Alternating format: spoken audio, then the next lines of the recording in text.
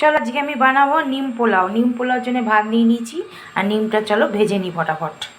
গরম হয়ে গেছে, আমি এর মধ্যে শুকনো লঙ্কা একটা আর তেজপাতা একটু দিয়ে দিলাম, আর একটু সর্ষের তেল দিয়ে দিলাম।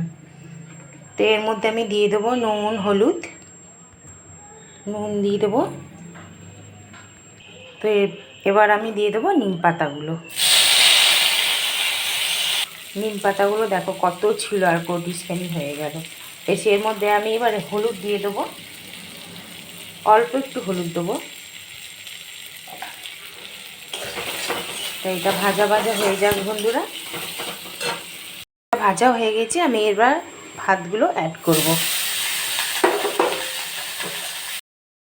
ভাতগুলো দিয়ে দিলাম। তো আমার হয়ে গেল নিম পোলাও। তো এবার আমি ঢেলে নেব। বন্ধুরা আমার নিম পোলাও রেডি। দেখো কি সুন্দর লাগছে, আর কি সুন্দর গন্ধ। একটা নিম পাতার হয় না, খুব সুন্দর একটা গন্ধ, কি সুন্দর গন্ধ বেরোচ্ছে। দেখো নিম পোলাও আমার রেডি, গরম গরম চলো খেয়ে নিই। তো আজকের রেসিপিটা কেমন লাগলো বন্ধুরা কমেন্ট করো। টাটা বাই বাই বন্ধুরা।